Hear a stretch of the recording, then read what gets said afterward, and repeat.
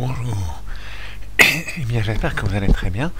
Eh bien, je vous parle souvent de comment se connecter avec Dieu, comment parler avec Dieu. Alors, vous allez me dire, mais on voit pas trop comment ça se passe. Ah non, il y a un maître qui habitait en Ukraine, dans la ville de Luman, et qui nous a donné une bonne comparaison, une bonne métaphore. Il nous a dit, la relation qu'on a avec Dieu, c'est comme un jeu d'enfant. Vous avez le jeu de cache-cache. Eh bien, Dieu se cache, mais imaginez que les hommes ne le cherchent pas. Alors c'est comme un enfant, il se cache, et puis il est dans le jeu, il se cache, mais les autres enfants ne le cherchent pas. Ils sont dans un autre jeu, ils recherchent autre chose. Là, il y a une tristesse, la connexion. Il va y avoir cet enfant qui se cache, risque d'être fâché qu'on ne l'a pas cherché.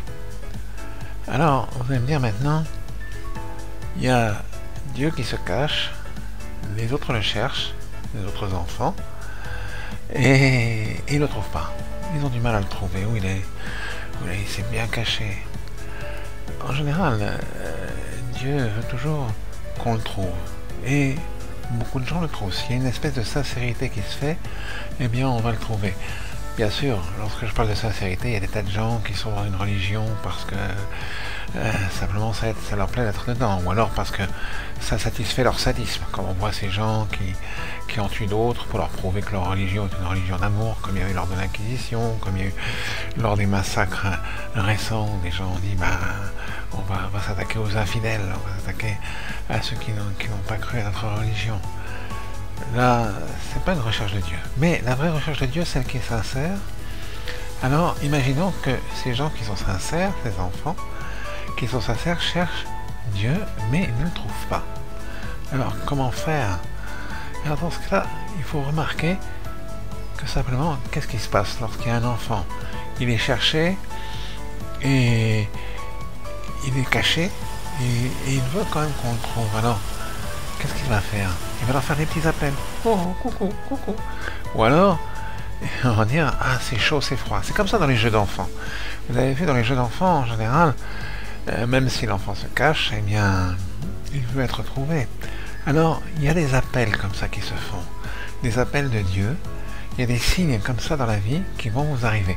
Alors, si vous êtes dans une recherche de Dieu, une recherche sincère, il va falloir que vous guettiez les petits appels que Dieu va vous faire.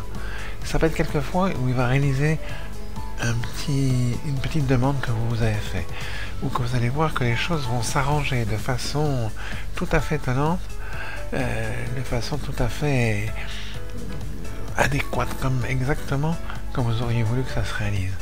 Un petit peu lorsqu'il Jung racontait qu'il avait vu cette espèce de scarabée qui n'existait pas en Europe, et que c'était un hasard juste quand sa patiente en avait parlé. Vous voyez, les synchronismes sont un intérêt. Lorsque vous voyez qu'il y a un synchronisme, donc quelque chose qui se fait de façon synchrone avec votre désir, avec ce qui était le besoin, à un moment donné, eh bien, là, il y a un signe. Il y a plein de signes de Dieu qui sont là, qui sont présents. Vous allez voir, et vous allez vous balader, cherchez les signes de Dieu, cherchez-les, et vous les trouverez. Vous les trouverez assez rapidement. Alors voilà, le secret, il est là. Dieu se cache. Si vous le cherchez et que vous ne le trouvez pas, il va vous faire des signes. Et plus vous allez trouver de signes, plus vous allez aller loin dans ces signes, et plus vous allez vous approcher de Dieu.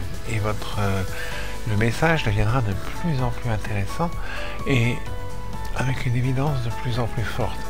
Jusqu'à, pour certains, les meilleurs d'entre nous, alors il y aura carrément un dévoilement mystique extraordinaire. Voilà. Alors, bonne recherche de Dieu.